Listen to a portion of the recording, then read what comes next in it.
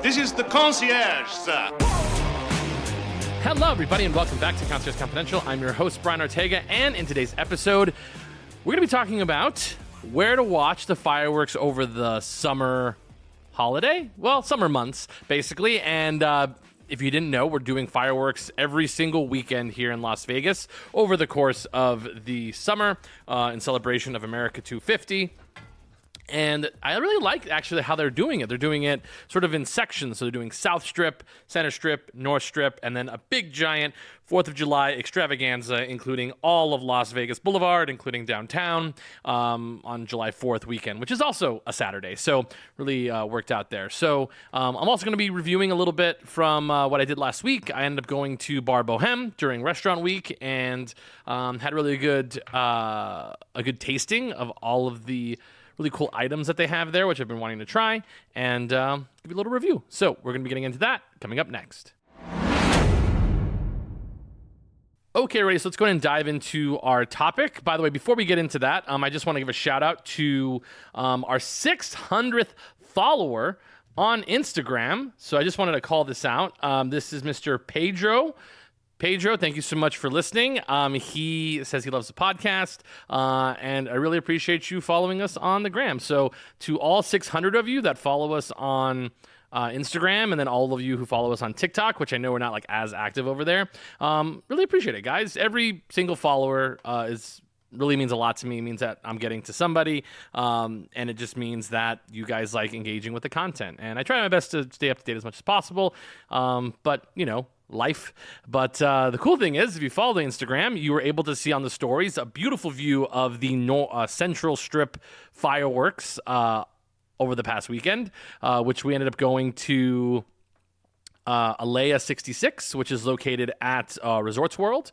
So just to kind of give you sort of the overview, that started this past Saturday, and it's going to be going through July. So basically, July 25th is going to be the last day that they're doing the fireworks, but every weekend. So on this past weekend, they had them over at Caesar's Palace, Treasure Island, and the Venetian, and kind of racking my brain, I thought the best way to view it would be from Alea 66 at Resorts World, and it was. You actually got really fantastic views of the fireworks from up there. You didn't have to pay to go up to the top of the hotel. I did end up buying a drink, which a lot of people just went up there, saw the fireworks, and left. But go up there, have one cocktail, just, you know, really, they'd really appreciate that. The fireworks lasted about, 10 minutes at the most, but got really great views up there. So I thought this would be really fun to sort of go over some of the places you can get really good views for the fireworks. So coming up on Saturday, June 13th, if you're coming over this weekend, it's going to be on the South Strip, and this is going to be the MGM Grand, Aria, and Planet Hollywood resorts. So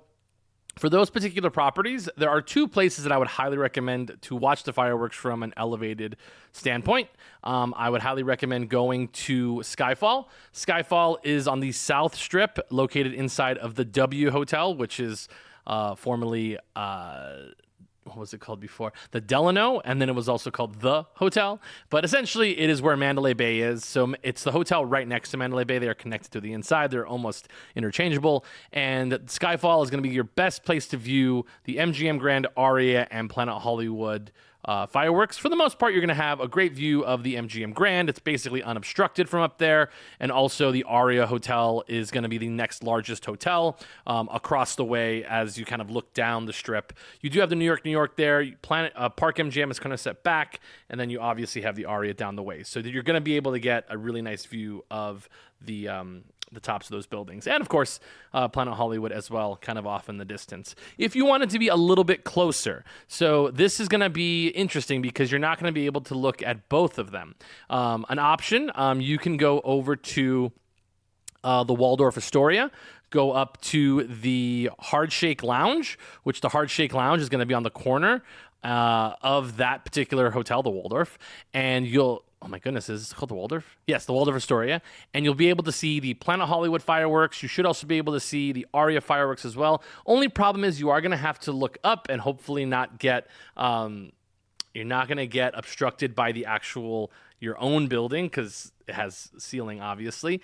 And the fireworks are going to be above that. So it will be hard. And you'll be able to see those two, but you won't be able to see the MGM Grand fireworks because on the south end of the strip.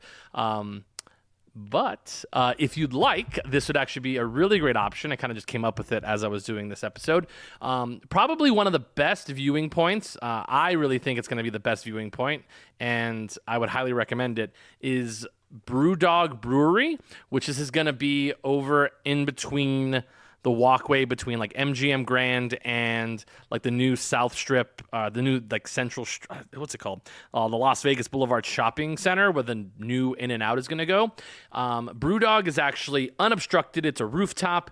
And from there, you're able to look to your left. You can see the fireworks from the MGM Grand, and also look to your right as you're on Las Vegas Boulevard. And you will be able to see the Aria fireworks as well as the Planet Hollywood fireworks, because they are unobstructed, because there is nothing to the right of that except being that Las Vegas Boulevard tower. That Las Vegas Boulevard Shopping Center might also be a really nice place to watch it from as well, because it is sort of right across from the Aria. Over to the right, you can see Planet Hollywood as well, and to your left, similar views to MGM Grand. Only problem is getting up there, but it shouldn't be a problem, because this is the big news. In-N-Out is now open over at the Las Vegas Boulevard Plaza. So by the time this comes out, we're actually going to be, they're going to be opening the In-N-Out location, which is going to be available for you guys to check out. So make sure you do that when you come to Vegas. The In-N-Out is now open, which is going to be really great. One of the largest ones in the United States. So as we kind of just work down the list, sort of let's just kind of get down to the bottom here. Saturday, June 20th, they're going to be downtown, which those would be at the Plaza, Binions, and the Fremont Experience. Fremont Experience Garage Rooftop. Whatever you want to call that, because who knows what that is. So the best place to view those from, and it's funny, I kind of did this like I was going to wing it, and this one I've done zero prep for. This one will be very hard to actually view from one location. Probably the most popular location is on Main Street, right across from the Plaza Hotel. You should be able to see those fireworks, but actually, the most popular place to watch these from, at least the Plaza ones, are going to be from the Legacy Club, which is on top of the Circa Hotel and Casino. It is very, very popular for people to do that. It gets very, very crowded. They'd have an outdoor location, an outdoor spot as well. That will be very popular to see the Plaza fireworks. I don't know what the Fremont Street Experience Garage Rooftops are. It's a very good question. I'd have to look into that. And then the Binions Gambling Hall, which is down the other end. So the Binion ones are going to be kind of tough to see. So good luck finding a place to watch the Binions fireworks, to be honest, because you can't watch it right on Fremont Street because of the canopy. So let's move north. We're moving north. This will be Saturday, June 27th, and this is North Strip, Resorts World, Fontainebleau, and the Strat. So this one's kind of tough because you have to figure out a place to sort of get a location for this. So I believe actual good spot to watch this from would be, if you want to watch the Resorts World ones, is actually like right on the street, because once you get to the north end, there's lots of more open spaces. So essentially like where Tacos El Gordo is, I would say like where, what is it called? Where the Pepper Mill is located.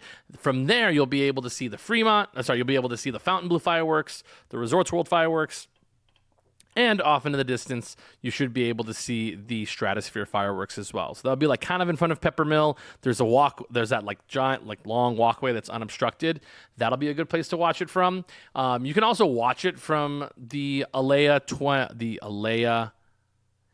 Alea 66 Lounge, because from there you'll be able to see an unobstructed view of the Stratosphere Hotel, as well as Fontainebleau off to your right. You do have to kind of peek around the corner because it's directly almost across the street from the Fontainebleau, but it is possible. But you are going to have to sort of miss the ones that are on top of Resorts World. But you can also just stand right in front of Resorts World, which is the great thing about Resorts World. It's so big, and actually watch the fireworks go off from any of the properties out front of the Resorts World property. So I would highly recommend doing that if you want to watch the North End fireworks from the Fontainebleau. Also, if you are staying at the Fontainebleau, I believe they're letting you go out to the pool deck to be able to watch the fireworks. Definitely on the 4th of July, they will let you do that.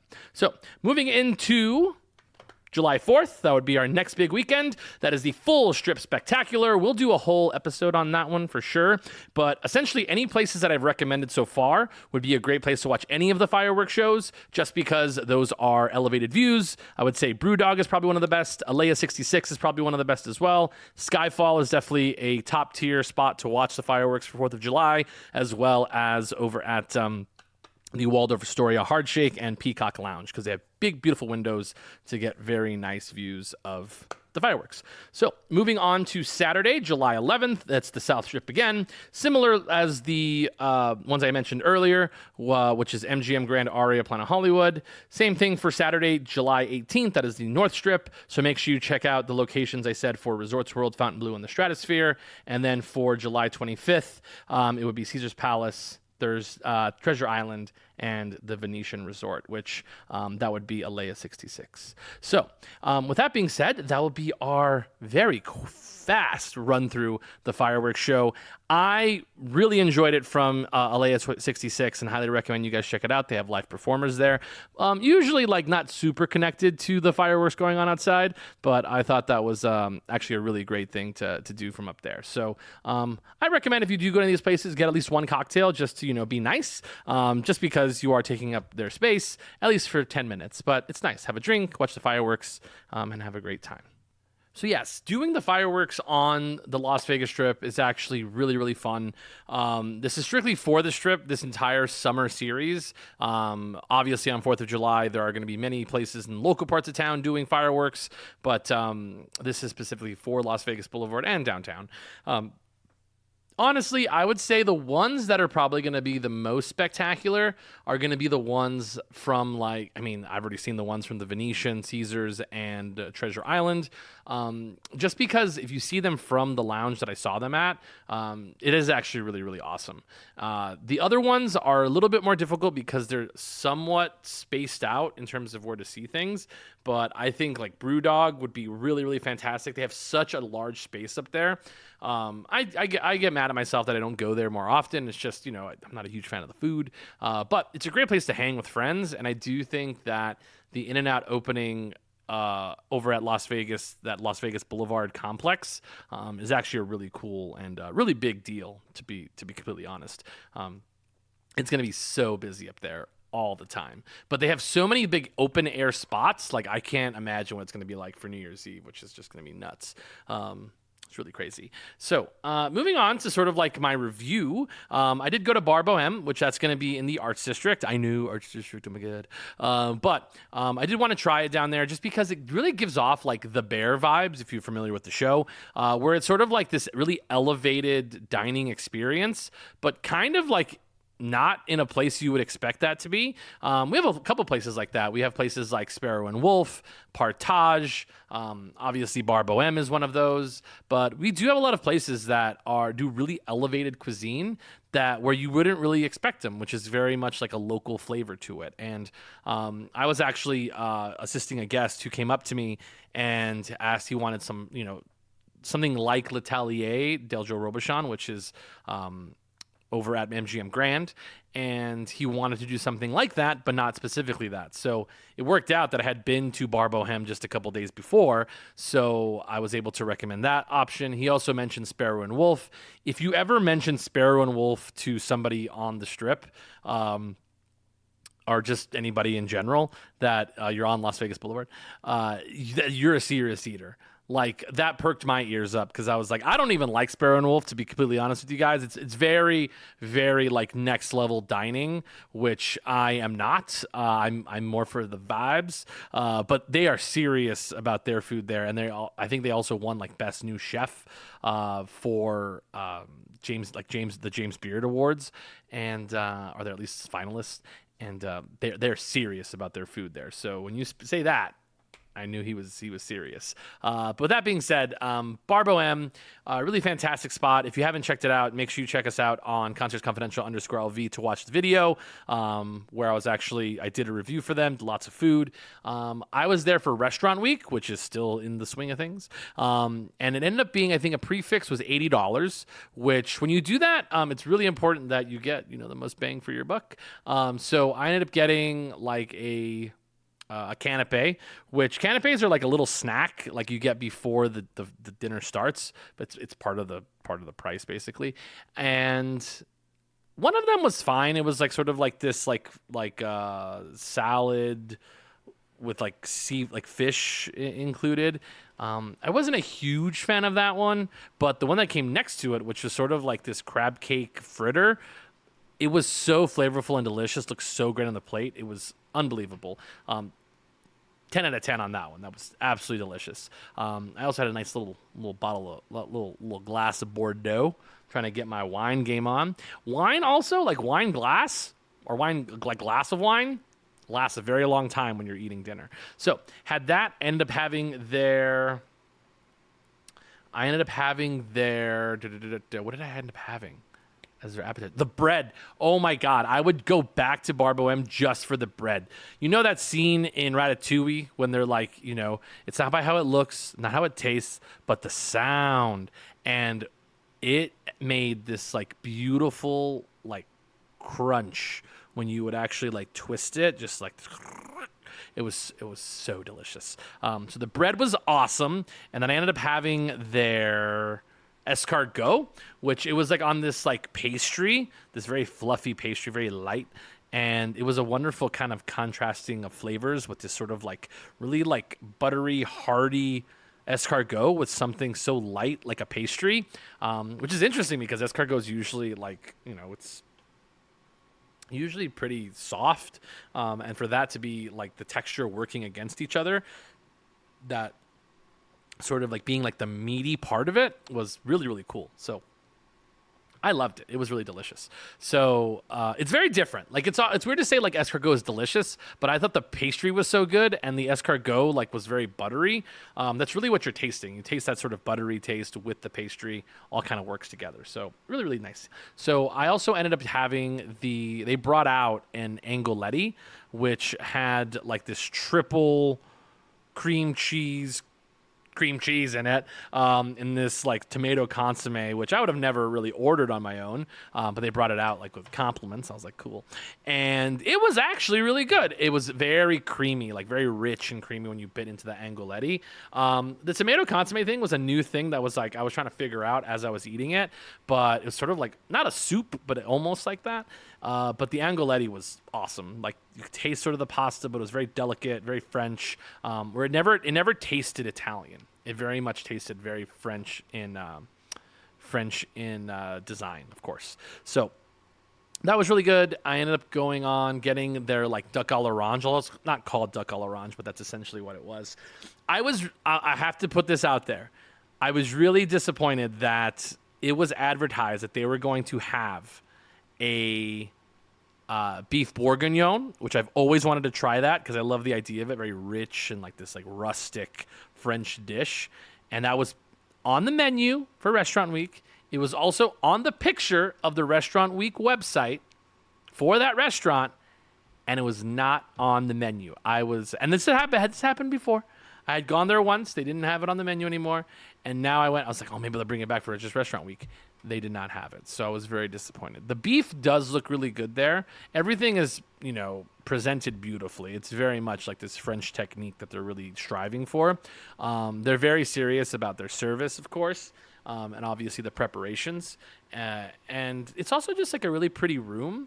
So before I get back to the duck here, the room itself is very nice. It's supposed to give off this like bohemian sort of style. Think like France, like in the 1950s, like, after the war, everybody's sort of like free, there's all this like free thinking going on. And it's very interesting, but the room itself feels like very artistic, but controlled, where it has, the settings of a very high-end restaurant, but doesn't feel like, standoffish.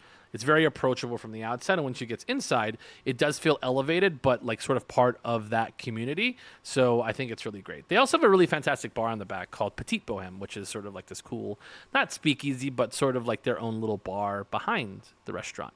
But going back to the duck was really good. The duck was prepared in like sort of this French technique, which was very delicious, very hearty, very fulfilling. They have this like orange on it as well. It has this sort of very like cool citrusy bite with this sort of like meaty duck dish, which is actually really quite delicious. So very interesting flavors, sort of combating each other there, but in a great way. It sort of like comes together.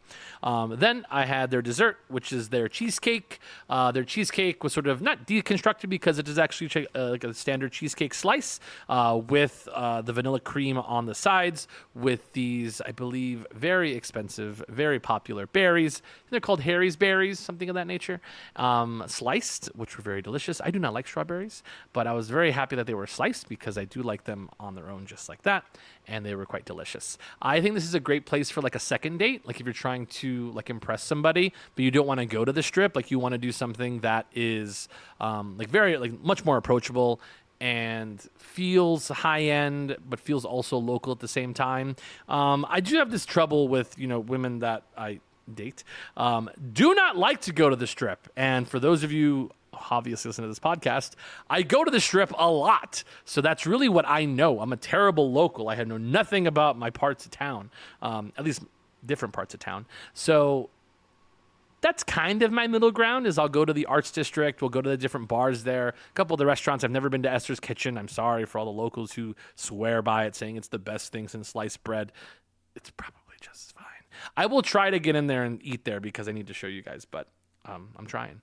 So I do think that this place would be great for like a second date. It is like, kind of expensive for that neighborhood, because if you are going to be doing like anything that's entree style, the entrees are, strip prices. So it can still get you up to like $150. If you ended up doing two people at this sort of prefixed rate, that's 80 and 80, that's $160 plus two cocktails. You'd be looking at, $40 there. So now you're at $200 for an off-strip dining option. So doesn't mean they're not worth it, because I would say that their caliber and execution of their dishes would belong on the Las Vegas Strip. But I think it's actually in its perfect spot, because I think when you get into French cuisine, especially when you move on to Las Vegas Boulevard, you are now expected to go up against places like Joe Robuchon, Guy Savoy, L'Atelier, Bouchon, these very like elevated, very, name-driven locations. It's a great alternative, but being French, it's very expensive to rent spaces, obviously. So, and the food cost must be super thin if you went and took that particular dining experience and putting it into a place on Las Vegas Boulevard. French cuisine is not as coveted, to be honest, by like normal people. It's very much like the top tier. Bouchon's like a great brasserie, which is, where people like to go. You also have Bobby Flay's brasserie, which is supposed to be like this French style, like kind of like Bordeaux, which that's at the Aria, which those are sort of like French style brasseries that kind of do all the different types of food, which are very common in places like New York and France, where you'd sort of walk into and kind of get anything that you might want, which is kind of interesting. But yeah, I think it's in its perfect spot on Main Street, and I think the room itself, beautiful views of the sunsets. It has these big giant windows, and I think they actually do really fantastic. And they also have a really great wine program. So if you're a fan of wine, they have delicious wines that you can choose from, and a really good cocktail menu. Which I would have got a cocktail, but I got wine instead, and I didn't want to get too crazy. So I did that. What else did I do? So at work's been really fun. I got to go up to the Poodle Room the other day to deliver some flowers. That's always nice to check out the view from the Poodle Room. What else did we have today? This is like my new favorite question as I've started working more at Fleur de Lis, which is the high-end part of the hotel. I love asking people when I talking to them. I'll say, if you were really rich, what would be like your really weird ask? For those of you that have seen The Marvelous Mrs. Maisel, she's like a performer, and they say, well, you got to have a weird ask, like something that you want to have in your room in your room that is weird, like a bunch of like pink or yellow teddy bears every single place you go. I like asking people that because there are certain people who stay in our rooms that have like kind of weird asks and also weird what's the word I'm looking for? Food orders, which are really, really fun to sort of like listen to. And they're very particular about them. I can't divulge all of them because I still work there. So sorry, guys. But maybe one day. But they are really, really fun orders. And you just kind of say yes and then see if you can make it happen, which is always really great. So what am I missing? I feel like I'm missing something that I did over the weekend. Bar Boheme? No, I think I covered it all. Yeah. And then I stayed home because that's what I do. So with that being said, thank you so much, guys. Oh, the Vegas Golden Knights. The Vegas Golden Knights are in the Stanley Cup playoff, the Stanley Cup final. So they are up 2-1 as of this recording. So we'll see how they go going into game 4. These are gigantic games that people really feel for. I do too, especially when I bet on them because it's very, very important. So with that being said, guys, thank you so much for listening to the episode. I know we skipped last week. Sometimes you just got to live life, man. You got to live life, get some stories, and come back and tell you guys how it went. But I had a really great time. So with that being said, thanks so much, everybody, for listening. If you see me out in town, come up and say hello. But remember, keep it confidential.